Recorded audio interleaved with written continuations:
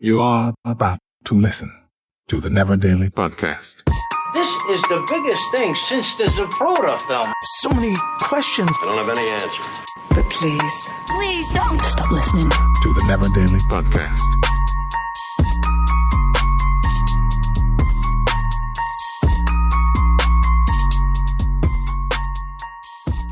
Welcome to the Neverdaily podcast. Welcome to the Neverdaily podcast, the one place where these two hosts can be found together on one podcast. Also on another podcast, you can also find these two hosts.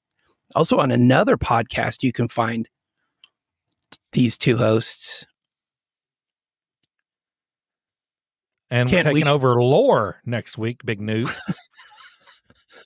We should. And after that, Mike Boudet's bringing us on to Sword and Scale. Turns out we're going to be replacing Mike Boudet on Sword and Scale. We are doing the new reality Sword and Scale show, which is it's true crime fat loss. It's called Sword and Scale, and it's sword fights. And you fight until one person gives up, and then you get on the scale to see if you've lost weight because of the wounds. The winner is the one that lost the most weight. You can even give up before. You could be the one to give up, but if you've lost more weight. That's why I would fight with a bladed ice cream scooper. Oh, you'd win for sure. One scoop at a time. I would sharpen the outside of an ice cream scooper and just come at you like I would fight like a little velociraptor. I would have two of them, and I would just fucking just like this. That's a smart idea. Just scoop the shit out of you. That would be terrifying. Now, the more I think about it, that's kind of scary. Yeah. You can't even defend against that. No. It's because it's very narrow. It's coming at you. What are you going to do? Grab it? No. I think we're also starting TCKG. True Crime G. Kent Garage. Where we're just going to try different cups of piss while we drink or while we talk about crime. I got into the attic, pulled down a box of collectibles, and going to be starting a new podcast called 911 Calls Pogcast, where all we cover are 911 calls about pogs. Ooh, I would love to be a guest on that one. So far, research is struggling. I think if I were to fight in a sword fight with you in a show on Sword and Scale to lose weight, I would get like 80 of those trucker spike lug nuts for their wheels. You know, those long ones where they're like, stay away from my car on the freeway. You know, those long ones. And I would screw them into my underwear, poking out of my pants, screw them through my pants and underwear. And I would just have them everywhere. I'd have them in my armpits. So if I grabbed you in a headlock or a body lock, you'd be stabbed while my hands were free to masturbate. It's always fun doing what's the next word with you, Kent? I would like I would come at you with I would take a pole. I would just need like maybe an inch and a half piece of conduit. And I would sharpen the outside at the end of it so that the circle, just like I was talking about with the ice cream scooper, and I would just continuously jab you with that and make little holes in you over and over, little meat holes over and over. And I would try to get all the way through so that it would just make a hollow place in your skin. But I would also have to stop every now and then and blow the meat out of it from the other end. So you'd need a little hole in the end through it so you could blow the meat scoop out. Yeah, I'd blow it in your face though to establish dominance. Meat scoops. That sounds like a good Hawaiian restaurant or something. I'll blow your meat scoops in your face.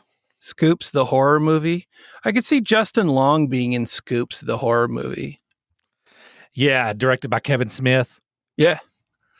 Yeah, Justin Long. odd dude. I like him a lot. too.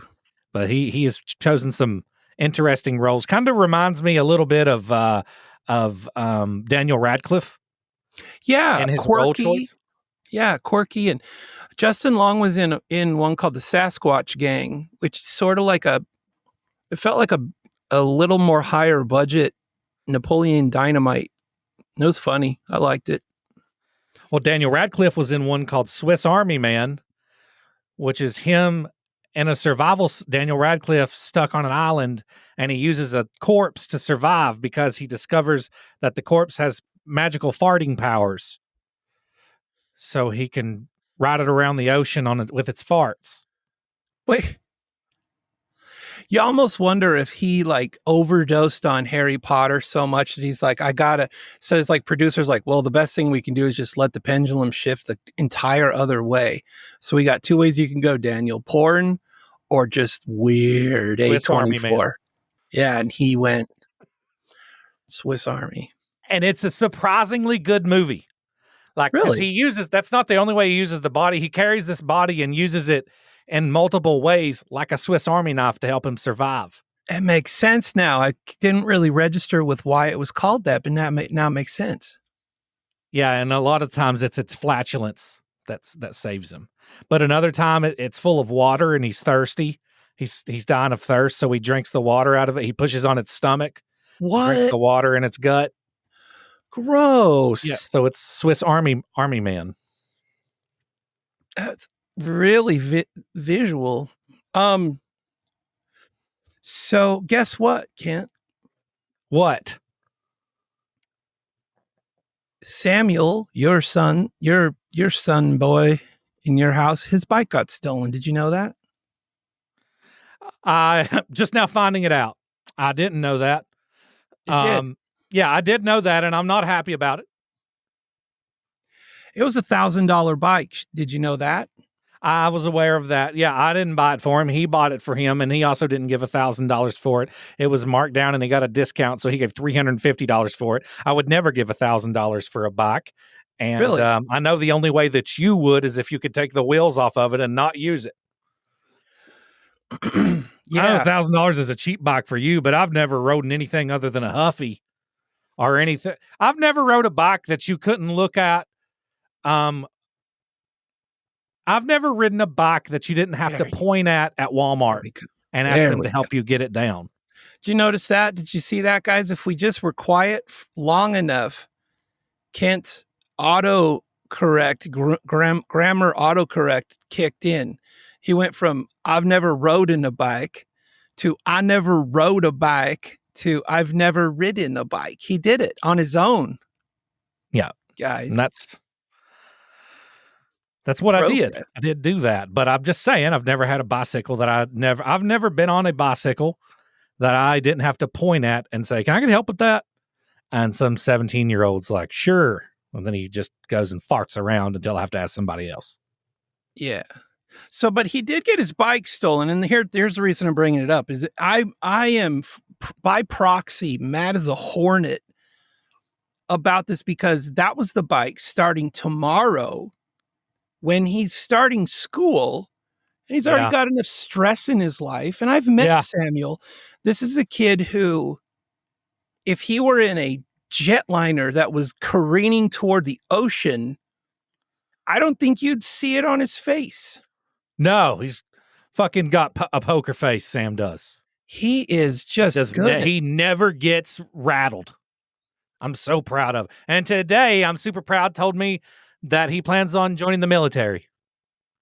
What? Really? Yeah, he said he wants to join the military after he graduates. He decided that. He said he's been thinking about it, and I was very proud of him. But yeah, he doesn't get rattled. Okay, but let me ask you this. Would this rattle you if he's like, yeah, I want to join the military, and he's like, going to join the Air Force? That's exactly what he told me. Oh. And then he was asking me, he's like, what can I join and what can I go to where I don't have to do any of the things that you did? And I was like, that's the Air Force, bub. And he's like, well, what? I was like, be a mechanic in the Air Force. He's like, gotcha. That's what he's a smart kid. Because that's where it's at, man. Sure. A lot of it's funny when you think in hindsight, if you asked a bunch of military people, like, what was the lateral move you could make with the skills that you learned in the military? A lot more with like jet mechanics or truck, the mechanic fields, whereas not a lot of lateral moves for 50 cal gunner. The police. 50 cal gunner. Or a counselor. A PTSD counselor. Those are the two jobs. That's it. That's all we got for you, bub. Or a life of crime. Oh, man. So I wanted to just put the word out there. If anyone is in Kentucky and you see a bike, I don't care. I don't care. No, I'm not saying it's his bike. If you see a bike and you can make out the brand, make, and model of it, and you Google it and it looks expensive, please steal it for Samuel. No, Jess? No? What? We got to get him a bike. How else are we going to... Anyway, the school's just a mile away. He's just going to have to walk now. It's not a big deal. It's just... Oh, that makes me so mad because that kid, it makes me mad. I'm channeling my inner Samuel because I watched him the whole time at the beach. I'm sure you've seen it because I saw it. Little tiny cracks in that like facade that he puts on where he's happy or where he's enjoying sitting there with everybody for the 5 minutes that he's there. Yeah. Or he'll ask a question and you can tell he's sincere. And then he just kind of, it's sort of like a fever dream. And then he goes back into being a teenager. But I know that kid is like probably right now running through the scenarios of how he's going to keep it all together. First day back with kids, back with, something new. Maybe he's got some new kicks or he's intentionally got just old stuff he's going to wear, but he's sweating it all and he's just internalized it all. Well, I mean, I can get him to crack up and really and smile and laugh. Like, look at this. I put fake boobs on and you see him in the back there. He's just having just the time of his life. Look at him laughing his head off. Okay, but you know what? You can see he's like really enjoying it. I've got fake boobs on and you can see how much he is really getting a kick out of that. Do you remember when we were at the beach and I was a total idiot a lot around the whole time? Yeah, but like especially when he was around, I noticed something about him. He would kind of relax his mouth open because he's trying really hard not to smile. Yeah, but he's really good at it. So he'd relax his mouth and kind of just relax his jaw. And he was doing that in that picture where you have those big old honkers on your Mo does that too. Mo does? Yeah. We also got to talking about, because it's a 40-minute drive to the barber and back. I was like, look, man, we got to talk we got to get you a car. Like it's time. Like I need to know what are you thinking? What are you thinking? SUV, truck, car, sports car? Like what do you want? And he's very intuitive and he like looked me right in the eyes and he said, straight faced, he said, I don't really know. And then he looked back out the window. So I was like, wow, we're getting somewhere here. Like I've really broke through that hard exterior. And I was like, well, were you thinking like maybe a truck or an S10 or maybe we could get you a little SUV or like a sport, like a Mustang? And his eyes, they fired up and he was like, I don't really know. And I was like, okay, fuck yeah, dude. So like Mustang it is. I was like, we got like, you thinking the newer body style, like an older body style? And he like looked at me, did the mouth thing. And he was like, I don't know the difference. I was like, all right, like a 2001. We're looking for like a 2001 Mustang. You want V6 or V8? And he was like, and then I cut him off. I was like, doesn't matter. You're getting a V6 because you're going to wrap this fucking thing around a tree anyway. You started a dream build for him, and then you realized you can control this dream.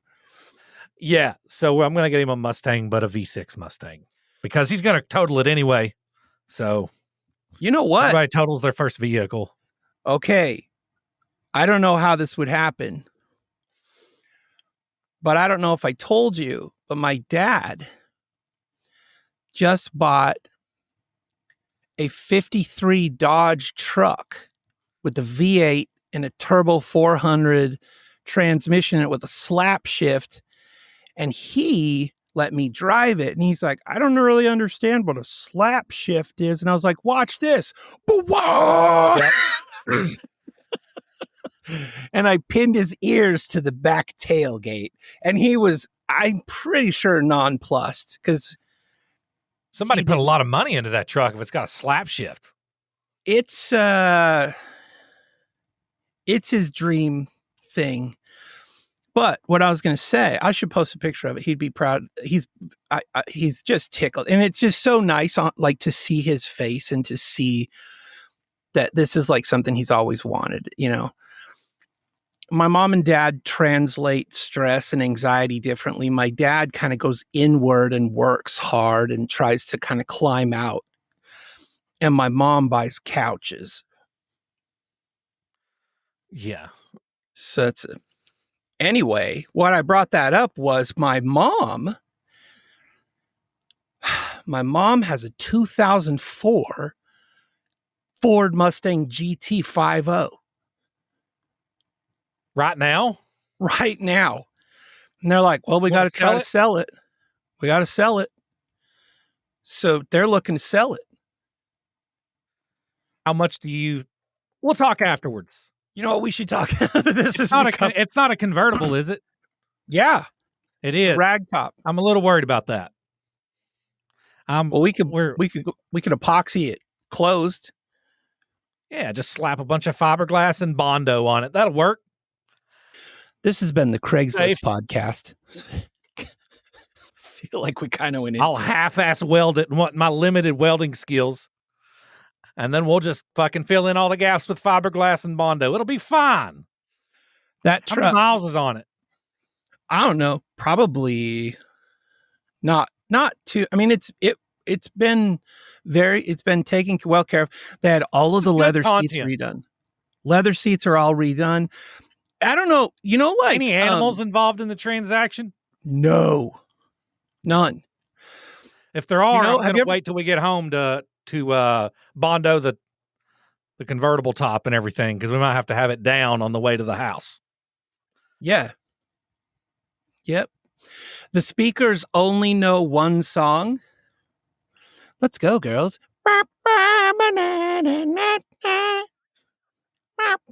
Man, I feel like a woman. Like that's what I picture. My mom would get into it and just let's go, girls. What color is it? It's like a sparkly, like graphite, like a dark gray. It's got the upgraded mag wheels, the upgraded mag wheels that are paint matched to the car. I don't know. I feel like we're kind of did a Car Guys episode all of a sudden. Sorry. Only thing I can get my mom to listen to, equally embarrassing, is Gigi Allen. Wow. I can hear your mom is so chill and beautiful. I could just see her. She's like, I can just here's your mom. Here's your mom. This is your mom. Well, no, I do like Gigi Allen. I remember one time Kent was 4 months in my belly still. I won tickets at the Growler drinking contest. I was real proud of that. Tickets were the Gigi Allen concert. I went with my friend, and Gigi Allen, he did what he does. You know, he's just walking across the whole crowd like he does without his shirt on, and I don't even think he had pants on, and he's so sweaty, he slipped on a lady's forehead and fell forward, and bam, his wiener went right down my throat.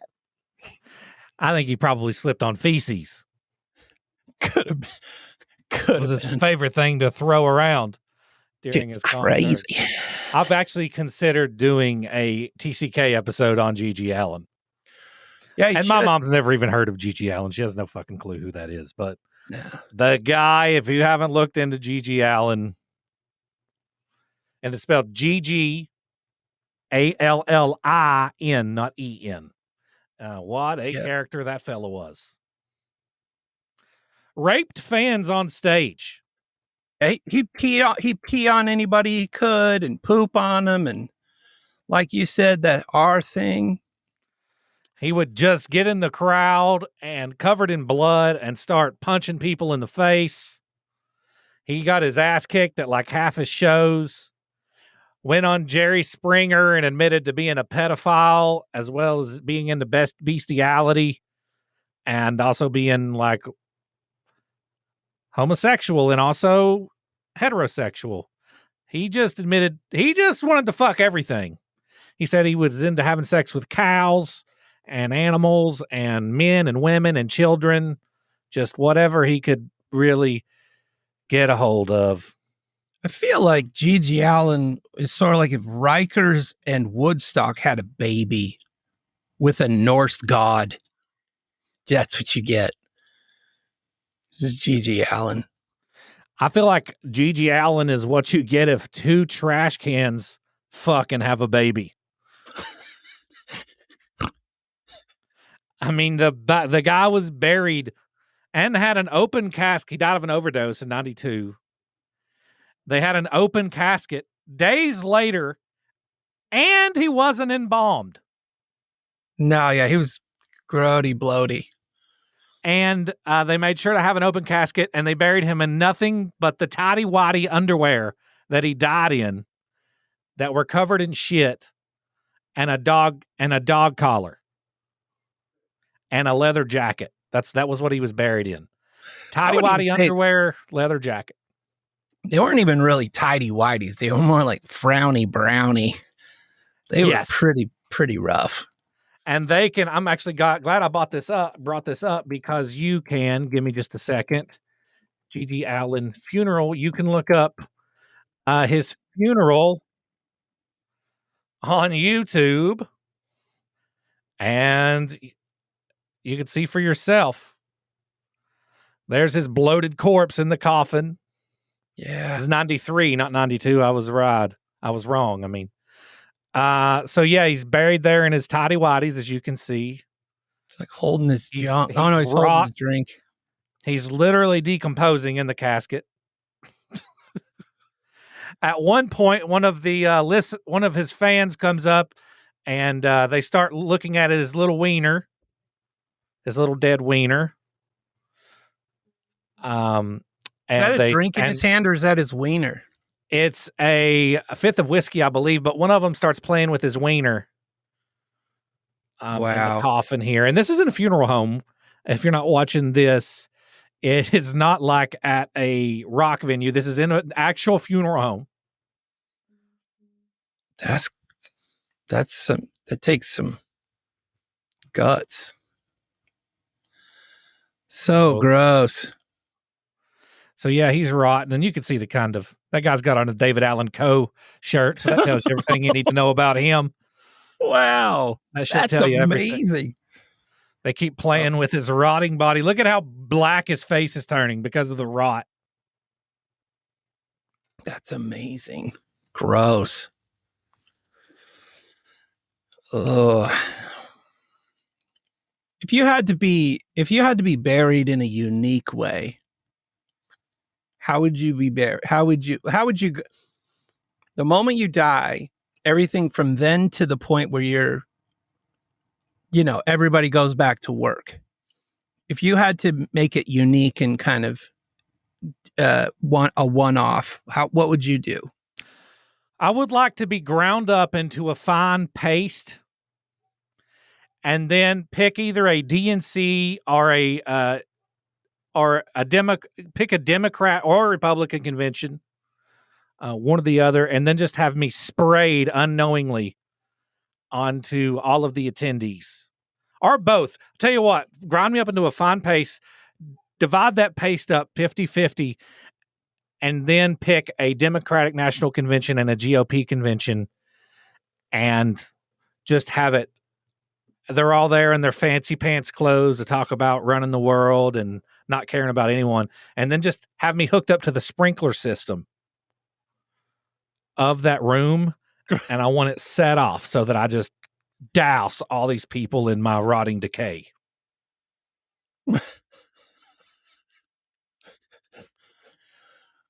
Have you ever seen the movie? Or maybe at like a Lizzo concert. I would be happy with that too. Spraying me all over the fans at a Lizzo concert. Have you ever seen the movie The Cell? Had J-Lo in it. Yes, where it's also got Vincent D'Onofrio, who plays the bad guy. Such an underrated actor. Oh, so good. I remember the scene in that with the horse disturbed me. That's what I was going to. So the way I'd like to go is like the horse, where if I'm already dead, stand me up and then have 1,000 razor sharp glass plates just go shoo up through me and like turn me into little pieces of little cross sections. Yeah, cross sections of meat, sort of like you get deli meat. And then what I'd like to have happen is to take each one of the glass sandwiches of that and, bolt them together and then allow people to have a slice of me. Yeah, that's sweet. In their home. To hang up on the wall. But it's a rental. And so all these slices of me are out there being rented out. And all the proceeds would go probably to Aaron Mahnke. Yeah, especially if we sign that paperwork tonight. That's going to be a big deal. So it's Friday. Is it Friday, Jess? They actually did what you're talking about with corpses before, right? They freeze them first, and then they cut them into like, I'm talking millimeter slices and put them between glass. Yeah, for science. It's really cool. It's really neat. I think it would just be interesting. I honestly, I wouldn't like to go that way. I think it'd be pretty creepy. I think a lot of people would judge me. Be like, wow, all my slice is just a subdermal fat layer. And they'd feel ripped off. But it's my body, my choice. There'd be that one slice where the only thing hanging over is your gut and your cock, where they would get a slice of gut and then a piece of dickhead. And and maybe the tip of your nose. This 3 foot by 6'2" glass panel has 3 little dots on it. It's like, who wedged an eraser head between these pieces of glass? And a piece of ham. And 2 nipples.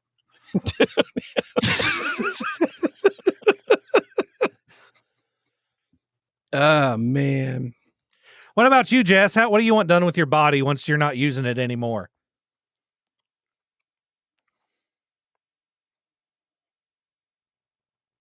Oh, can't hear her. She's not muted, but nope. Ow. Still nothing. What about you, Chase? What do you want done with your body once you're not using it anymore? Jess figures her out. I just want you, Kent, and Op to reenact the scene from The Big Lebowski with my ashes. I'm going to reenact the scene from Debbie Does Dallas.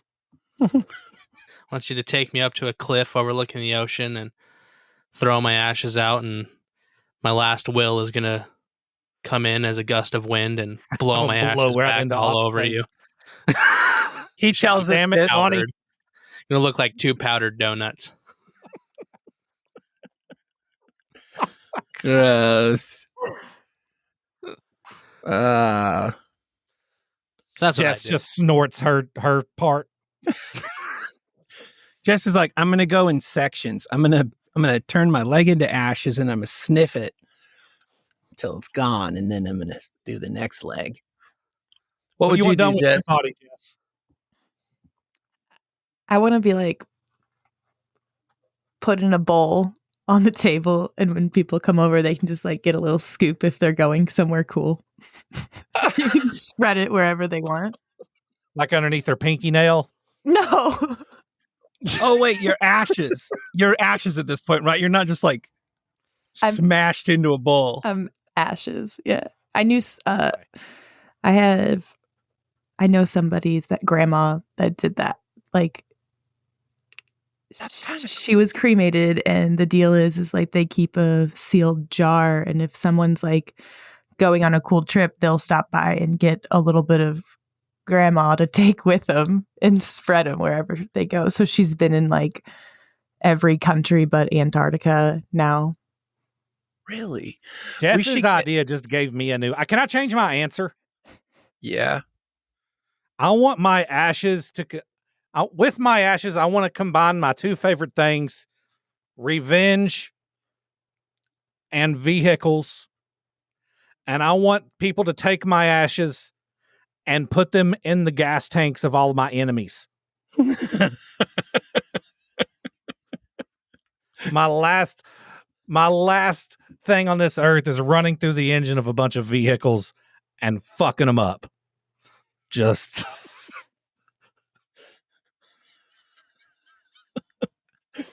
and it's Creepypasta Friday. That's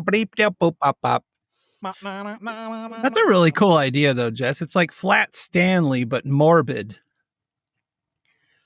Yeah, you know Flat Stanley? Yes. I think, well, they also made this really neat. One of the kids is like, can blow glass. And so they took a little bit of her, and each one of the kids has a really cool blown glass with a little bit of glass. Like the lady was a really interesting lady. And so when she knew she was dying, she like was like, this is what I prefer to be done with me. So that's really cool. That's very creative. Mm-hmm. Just as a prank, I want them to put my ashes in a shirt cannon at a Lakers game.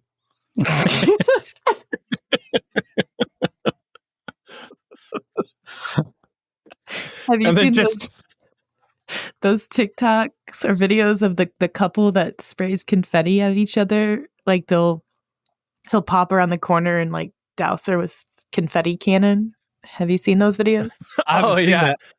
So like the balloon and the balloon. Can you do that to my husband for me?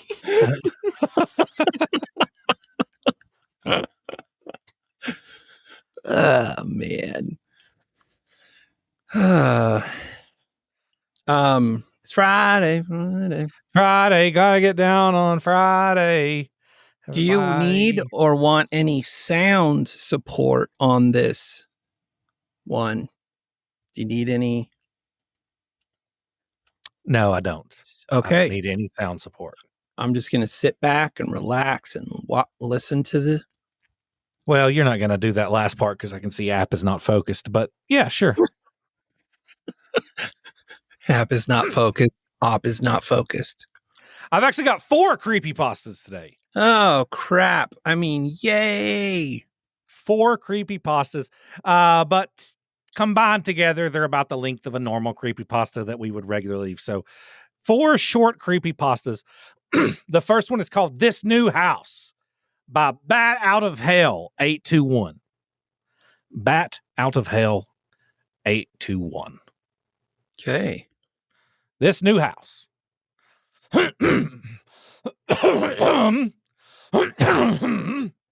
And action. We bought an old house, my boyfriend and I. He's in charge of the new construction, converting the kitchen and the master bedroom, for instance.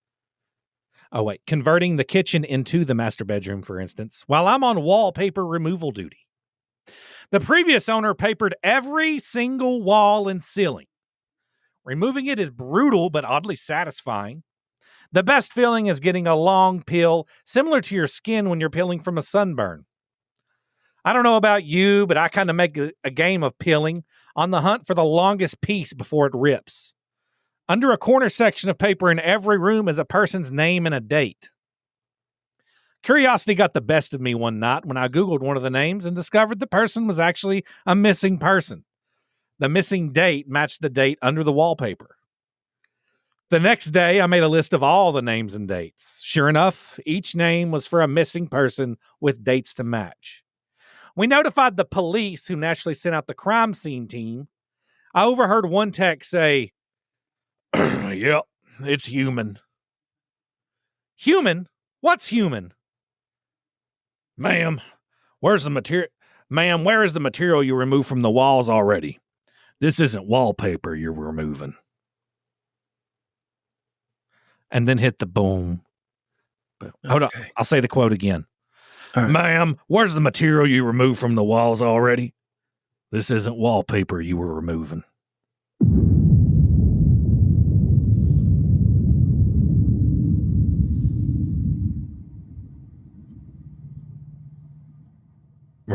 We're removing. Can you hear it? Yeah. It just seems like it's cutting short like a lot more now than it was. So it doesn't really hit the way it usually does. Well, I usually have it cranked to 11 like this. All right. So to the listener, pretend like you didn't hear the end. Okay, let's do it again. Ma'am, where's the material you moved from the walls already? This isn't wallpaper you were removing. Ma'am, where's the material you moved from the walls already? This isn't wallpaper you were removing. Okay. So she was actually taking, it was skin. It was human skin. Oh, wait, that's the whole story's done. That's the whole story. Oh, so I'll say what was going on, and then you do the noise again. It was okay. So she was actually, it was skin that she was taking off the walls, and the people that were missing were actually dead, and it was their skin that these walls had been wallpapered in. Oh, I was wondering why we were spending so much time in the middle of the story banging on the boom ghost. Well, I told you these are short. Yeah, I forgot that part. I'll be more Johnny on the spot.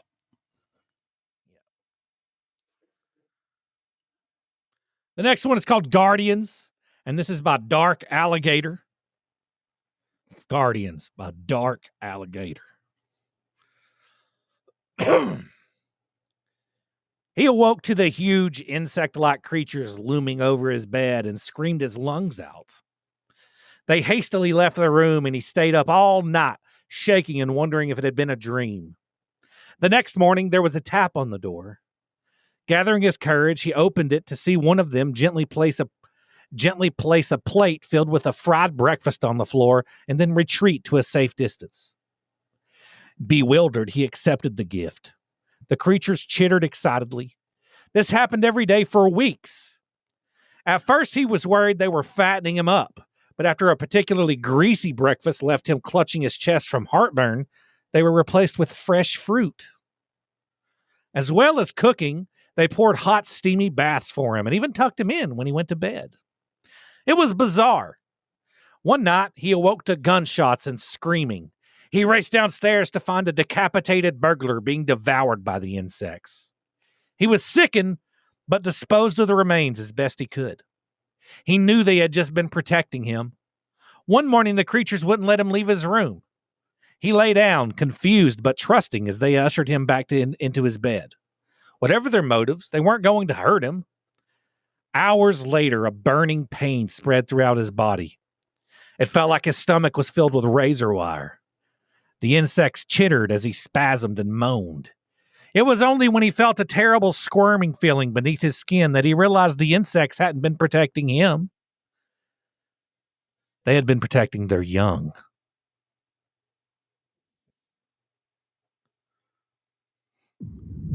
They had been protecting their young.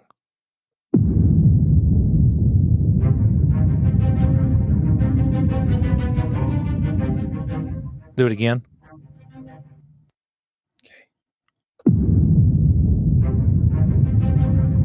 Perfect. And that one was for Jess. Because she hates bugs. She's scared of bugs. Doesn't like bugs. But she protects her young.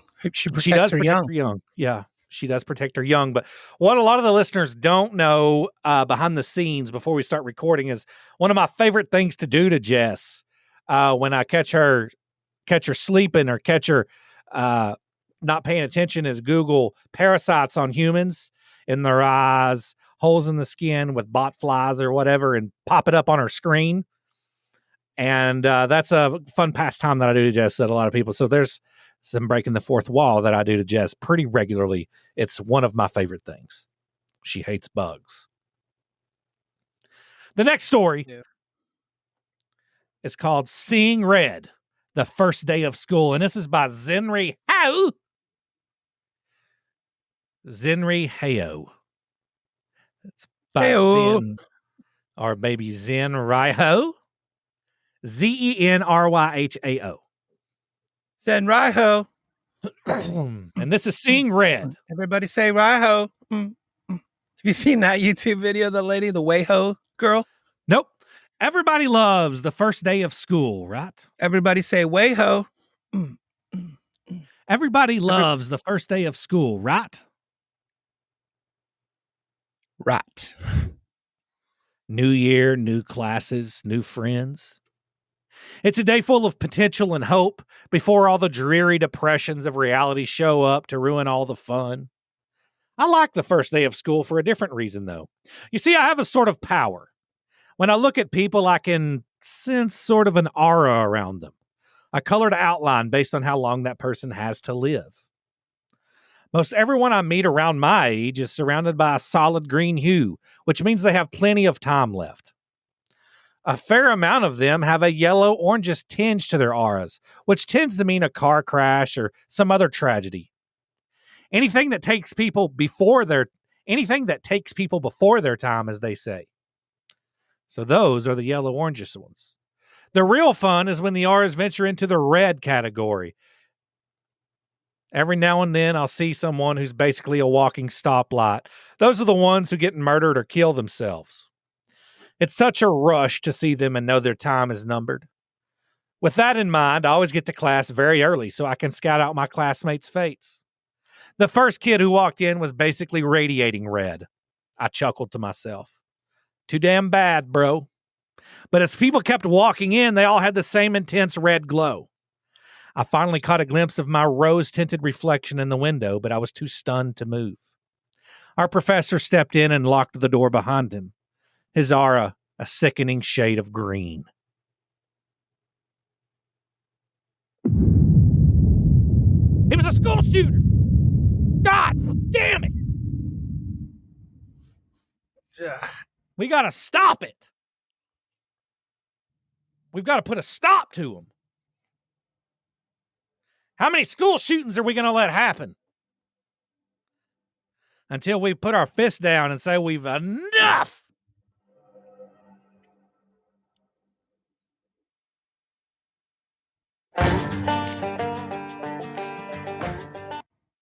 Well, I hope you enjoyed them stories, kids. Now, I've got one more. Do you want to do it in a cowboy poet? I don't know, because I picked this story not because it's well written, because it kind of is. I picked this story, and you need to keep in mind who's saying this. Okay. And I saved this story for last because of how in bad taste it is. Oh. Yeah, Jess just looked at me. Wait till you hear the beat drop, the bass drop at the end. Because this is highly offensive. I'm gonna go ahead and say, and it has nothing to do with race or sexuality or anything triggering. This went to a place I didn't expect. And this is gonna hurt a lot of people's feelings, especially if you've got a little bit of a tragedy in your life that you'll see. The way you've disclaimed this, though, and like that it's not what you think it's going to be, I'm kind of curious. My interest is piqued. Here we go. This is called Warrior of God by KMA Pak. KMAPOK. KMA Pak. Warrior of God. If God exists, why is there so much evil in the world? That's a common question, but it is misplaced. All things must have a balance, light and dark, good and evil, sound and silence. Without one, the other cannot exist. So if that's true, then God does nothing to fight evil? That might be your follow-up question. Of course he fights evil, relentlessly. Hello, I am D'Artagnan, one of his most holy and righteous angels. I roam the earth, disposing of evil wherever I find it.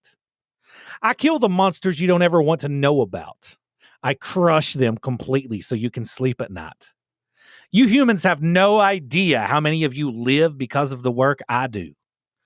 But what about Stalin, Hitler, Ted Bundy, Jack the Ripper?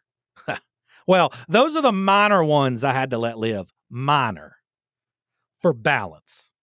The ones I destroy, they are too horrible and vile to survive. What's funny is while I would wager you have never heard my name, D'Artagnan, in any religious texts, I bet you have heard of me. Americans, for example, have their own name for me. Sudden infant death syndrome. Whoa.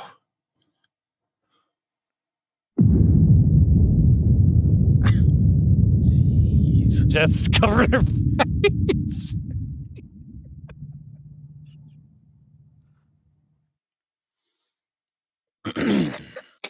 It's a rough one. I read that and my jaw dropped at the end, and that's saying something considerable. I was like, wow, guy. So every just crying mother that's lost a baby to SIDS is now that child was killed because it was going to grow up to be the most one of the most vile, horrible human beings on earth. Oh. Wow. That was Warrior of God by KMA Pak. That's a very, oh man, it kind of hits you weird thinking about like that. That'd be an interesting no, you could never make that movie. I wonder if D'Artagnan is a made-up word, or is that actually something from... Well, D'Artagnan is one of the Three Musketeers, but D'Artagnan, yeah, it looks like he made that name up for the story. I was wondering if it was actually an angel in the Bible. Send me an angel. Not that one. Right now. Is that Shaggy? Send me an angel? I just thought that I read that and I was like, wow. That's wow. Yeah, wow. Whoa. Well, let's move on. Jess, I usually I'm get up like pick up a cue from Jess, but she's just been looking at her hands this whole time. Okay, well, I'm going to go ahead. How much longer do you think we got in the success of this show? Just 11:59. I give it 2 months. 2 months, okay. I put in an application yesterday, so yeah, it said it'd take a minute to get back. I've been, I don't know if you know this, I've had a couple search agents in my Indeed account for your area. I'm on it for you. I don't want to leave you hanging. If you're looking for a co-host for your podcast, give me a call. I'm going to be unemployed here pretty soon. Chase, you need some voice work done on Tethers? I could do this voice. And basically that one and Asian accent or Mexican accent that gradually turns into an Asian accent. And your G thanks, mister. And yeah, which is basically just gee, thanks, mister. Oh yeah, I guess it basically the same voice. That's the only two I've got. It's so good. No. Well, you're talking too much is a bit different. I mean, it's a little more ghostly. You're talking too much. It's the same voice. It's the same fucking voice. I've got Valley Girl. I can do Valley Girl. You gonna do Valley Girl? Like, if we need to talk about like fucking purses or anything like that, I can do this voice too. I also do a really good stereotypical homosexual. So like, if you want me to, give me something to talk about. Oh, look, it's my wife. She's got big old fucking titties. And his wife did just open the door. What, baby? Ill-timed. Mo has decided that she wants to wear her chucks, and she. You know, Yes. You guys notice from the side, he's got a nice fade. He got his haircut today. Can you what? Can I wash these? Yeah, wash them. Can I what? Yeah, put them in the wash. Put them in the fucking washing machine now, bitch. Everything goes there. She said I should spend more time in the gay community. I know they don't talk like this. That's why it's offensive, stereotypical gay voice. Yeah, he I actually don't think I've ever met a gay person that actually talks like that. I have. You know what, though? I'll say this. The guys that do talk, hi, Heaven. Hey, Heaven. Hey, Heaven. You're looking awful good, Hey, Heaven, bitch. today. Do they say that? Do they say bitch? Her shirt says, I pooped today. It's her favorite. It's like a double-edged sword, that shirt is for me, because it makes her tits look amazing, but it also says I pooped today on it, so it's like, ooh, ah. Like, oh, gives you nice. G.G. Allen vibes. It's very bittersweet. She does be pooping a lot.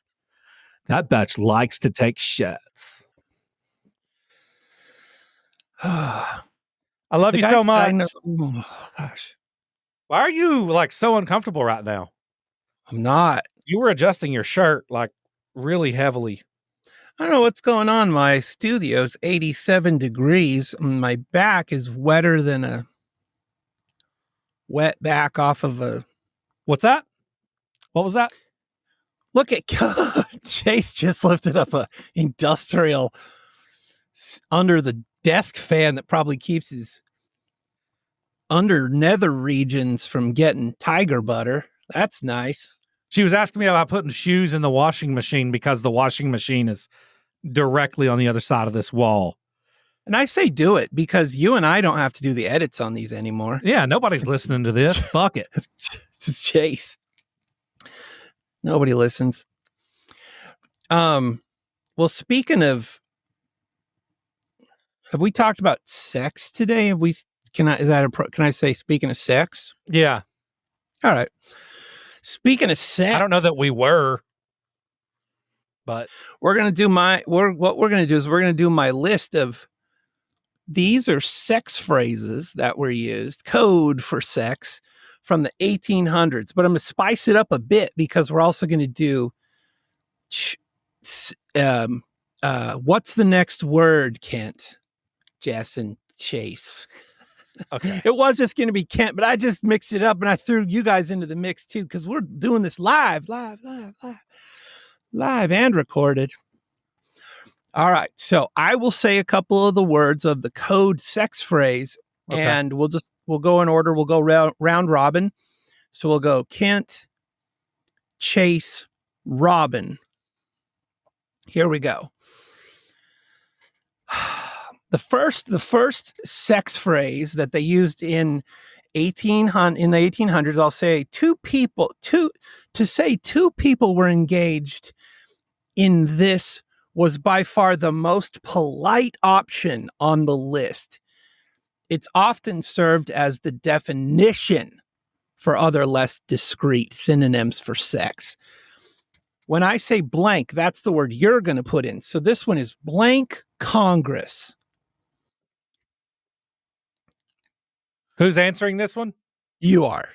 Blank Congress. Yeah. Also, a rule, no one can have app is not focused.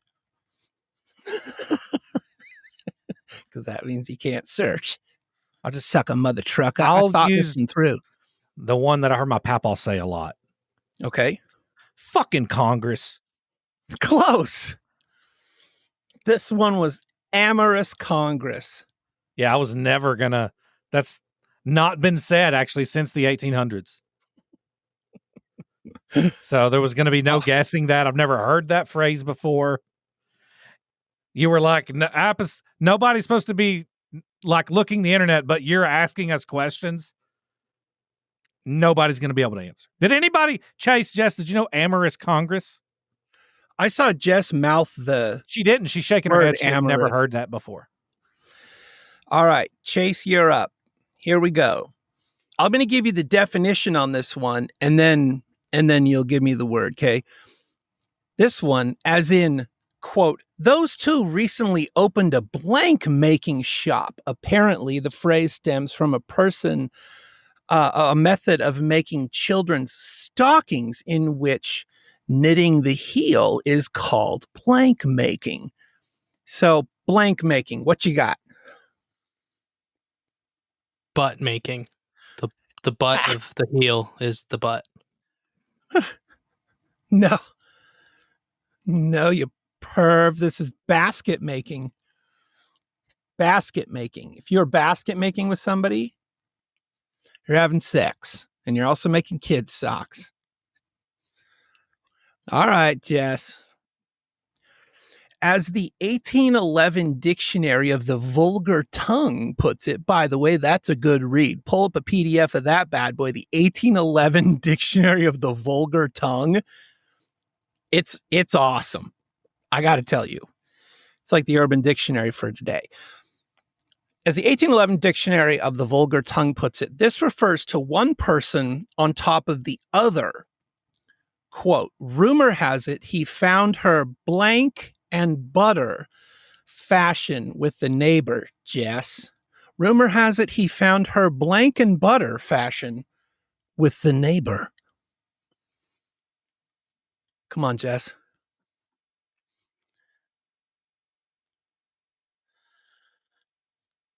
Butt has already been taken. Blank and butter.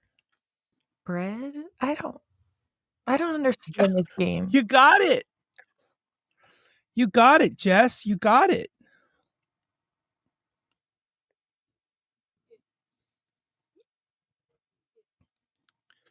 All right, Kent, we're back to you. Kent's been Googling these. I'm pretty sure he's going to try to win. All right, Kent. Quote, yeah, we had a blank once. The emphasis here is on brevity. Just a fling, no big deal. Blank. One word, blank. This could be anything, now that I think about it. So, Kent, you're muted. Oh, sorry. I said my answer was milkshake. No. Brush. Yeah, we had a brush once. Just a fling, no big deal. Okay, at this point, I'd like to take a little break and ask everybody, is this stupid or are we having fun? Are we having fun? All right. This next one's for you, Chase. I feel like I brought you guys out to the wood and tied you up, and I'm doing a one act. I'm doing a one act, and I'm like, clap for me, and you're all like, yeah, and it also feels like we're like side-eyeing each other, not completely sure if we're going to be executed at the end of this act. Yeah, that's how it feels. Moving on. Who's up? Chase?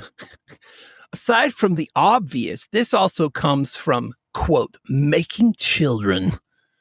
Because babies have these. Blank making. Noggin making. Close. Face making. So if you're face making with somebody, you're having sex. All right, Jess, your turn. There's probably no way to use this in seriousness or discreetly. But there you have it. Blanket blank.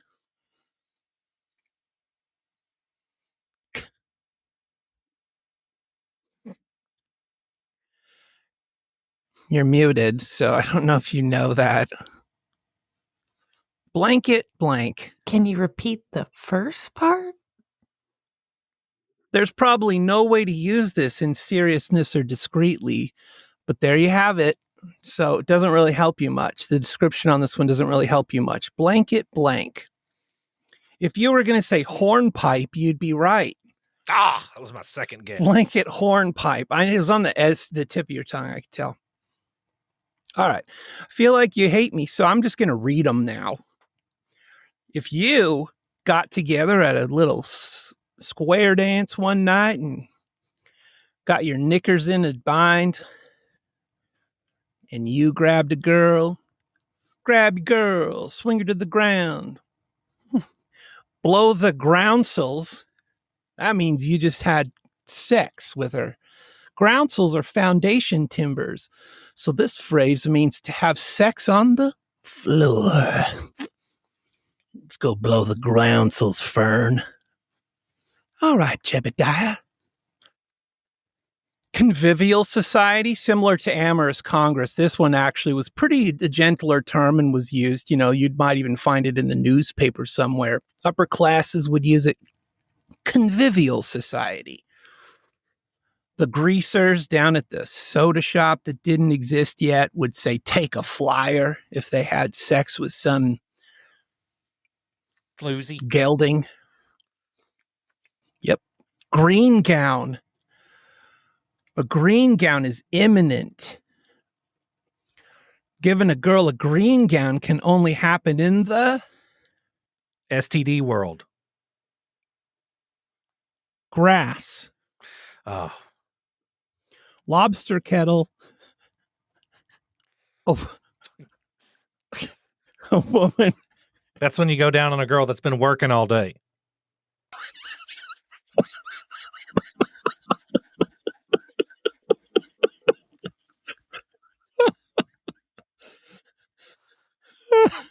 Call it a lobster kettle or a crawfish boil.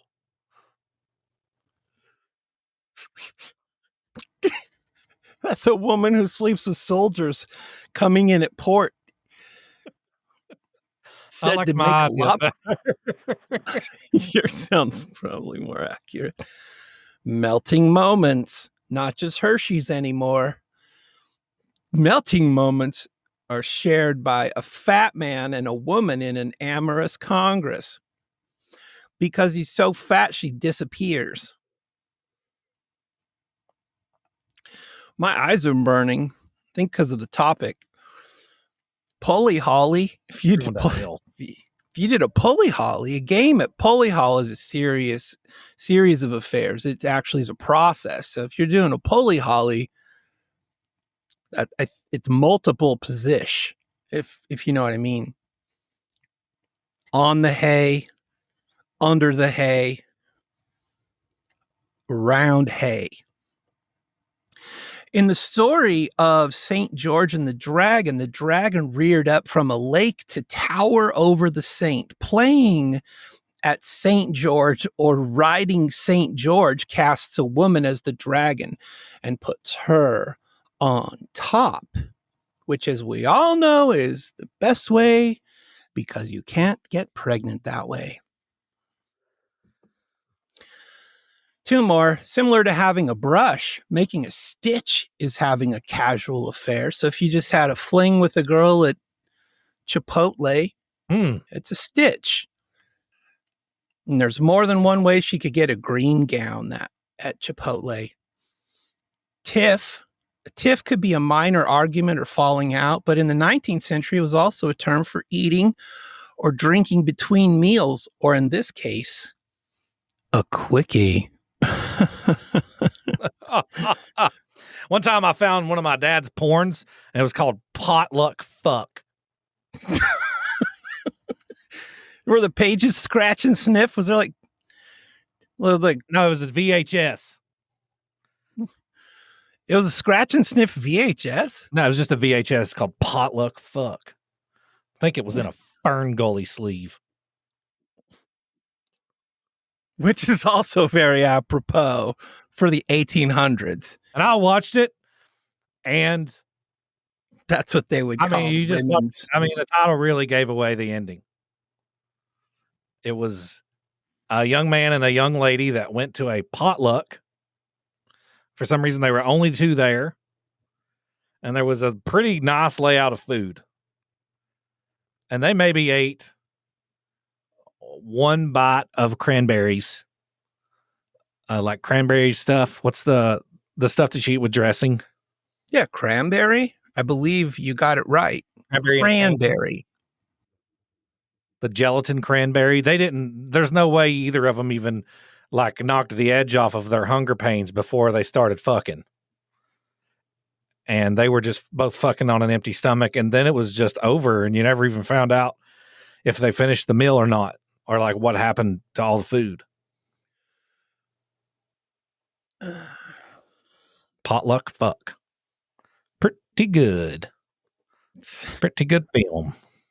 It's weird how, like, what happens is I sort of black out, and I realize that while I'm blacking out, you're kind of just doing commercials for things that I don't approve of. It's weird. It's like, let me try to see if I can find Potluck Fuck on IMDb. Try not to. Try find it on IMDb. If I can get a VH copy, I'll have it mailed to you so you can watch it. Potluck Fuck. I also don't know if they made a sequel. It's called Potluck Fuck 2. The Revenge. I'm saying it. I don't like when you say it. And it's called Still Potluck Fucking. When you still luckin', still fucking. Stop. Still potlucking, still fucking 2 Vengeance. To round this out, to end this episode, I wanted to do a little segment called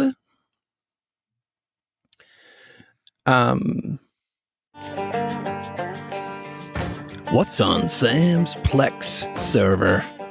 And you guys get to tell me what I'm going to watch next.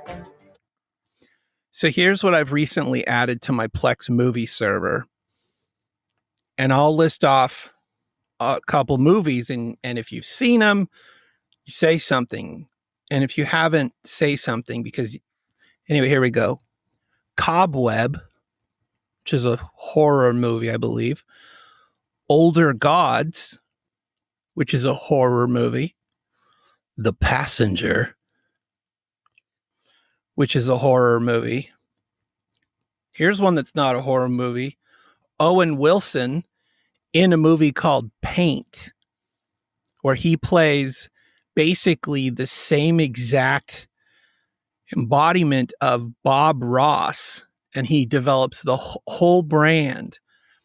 And then the brand gets kind of taken over by this corporation, and he thought it was going to be good, but they brought in this like cutesy little girl, and she started sucking on the brand and painting. And so it's this whole kind of thing. It's like, how does he stay really chill and calm like Bob Ross does, but also, get rid of her? That's called Paint. Okay. How about Insidious, The Red Door? Oh, I could talk to you about that fucking movie. Okay, go ahead. It's no potluck fuck. Stop saying it. Was it bad or good? Oh, it's so bad. Like, let me rephrase that. It was so unbelievably, incredibly, perfectly forgettable. Okay. It was the most forgettable movie maybe that I've ever seen. It really doesn't. It's just like if you're looking for a movie, right? If you're like, hey, here's the thing. Me and my wife, we're having trouble in our marriage. Yeah. We're really looking for something that will allow us to really seethe and soak in the problem, in the fact that our marriage is falling apart. I'm really looking for something that's not going to take me away from this moment and let me know that my life is coming to an end as I know it, and I may be contemplating suicide. I'm looking for a movie that can really let me soak in all of those things and not take my mind off of any of them because of how forgettable it is.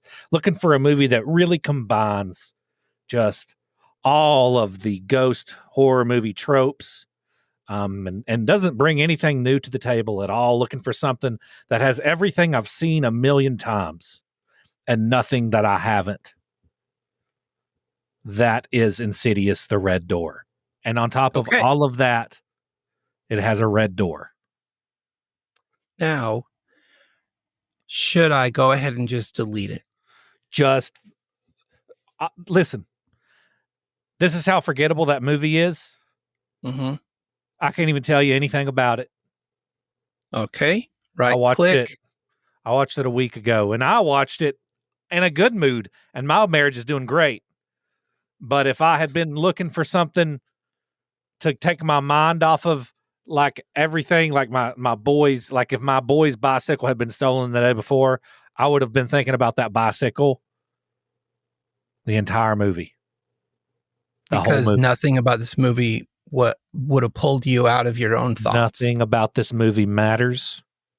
It's not saying anything. It's not bringing anything new to the table. It's not scary. It doesn't have any imagery that you haven't seen a million times. There's no disturbing. It's so forgettable. Okay. Deleted. Right click, deleted. Deleted it. I'll tell you how forgettable that movie is. You just deleted it. I could ask you what movie you deleted, and right now you can't tell me. You don't even know what movie it was. Like you've got amnesia. What movie did you just delete? Sandy's Door. No, say Potluck Fuck. Couple more. Sympathy for the Devil. Nope. Has Nicolas Cage in it. Nope. Not a fan of Nick Cage. Okay, anymore. But do you know who I am a fan of that I really like? Joel Kinnaman. Do you know who Joel Kinnaman is? I know that name. Let me see his face. So here's Joel Kinnaman. Okay, looking at him now. He's from the TV series Hannah. Oh, it was the new RoboCop. Yeah. Yeah, that guy's fine. He's okay. I like him. He's he is Swedish. And you wouldn't know it because he's very good with his accent. Anyway, he was also in nope, can't say that he was. I would be lying. Sympathy for the Devil, thinking about watching that one. So far we haven't picked one, guys. This is getting kind of there's a cartoon, The Venture Bros, Radiant is the Blood of the Baboon Heart. It's a Cartoon Network. Limbo, The Deepest Breath, about a super diver. Glitch, The Rise and Fall of HQ Trivia, which is a documentary. Glitch, The Rise and Fall of HQ Trivia. It's a documentary. Oh, we're not talking about the same. Okay, there's a show called Glitch that's pretty good. Okay, I've got two more. Transformers: The Rise of the Beasts, or The Empire of Corpses, which is a animation. It's a of those two, which one isn't directed by Michael Bay? That would be Empire. That would be always the Empire of Corpses. If you have two choices, it's like one of these isn't directed by Michael Bay. Always go with that one. Okay. I'm thinking if my wife wants to watch, we'll watch Paint. If she doesn't, I think I'm going to go and watch The Passenger. It sounds to me like you've got some slim pickings there, to be honest. I've got a ton. I just didn't want to waste anybody else's time. Here's just a couple. Hatching, The Innocents, Nocebo, Saloom, Incantation, You Won't Be Alone, Decision to Leave, Beau is Afraid, Close to Vermeer, Dark Nature, Fast X, The Game of Crowns. You're the reason they're still making those fucking movies. Don't worry, darling. Hypnotic, John Wick, Chapter 4, Dungeons and Dragons, Ugh. American Maroon. Good God, there's Sentinel. not a single good movie. One Day as a Lion. Okay, 65. I'm actually looking forward to watching 65. That's that catastrophic crash. Pilot Mills quickly discovers he's actually stranded. Adam Driver, good or no? It's very okay. It's so okay. Let me tell you something about 65. I watched it probably a month and a half ago, and I couldn't tell you anything about it. I'm kind of starting to think that it might not be the movies. It might be your memory. Well, I can recommend a movie that was so good. Guardians of the Galaxy 3, Volume 3. Okay. So good. So good. How does it stand up to Creed 3? I don't give a fuck about Creed 3. How does it stand up to Shazam! Fury of the Gods? Is that the one with Sinbad? No, it's not. I've actually seen Shazam! Fury of the Gods, and it was pretty good. Really? Yes. But it does not compare to Guardians of the Galaxy 3. Guardians of the Galaxy 3 is so good. Well, what if I just told you that I'm probably going to throw it all to the wind and just watch Great White Serial Killer Fatal Christmas? I tell you that it's no potluck fuck. I just choked on my own throat. That happens a lot in potluck fuck.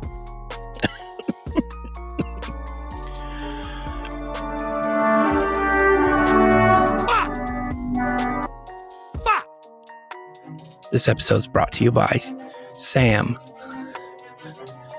and Kent, Jason, Jessica. We love you. If you would like to help buy a bike for Samuel, buy one. Bye. Bye.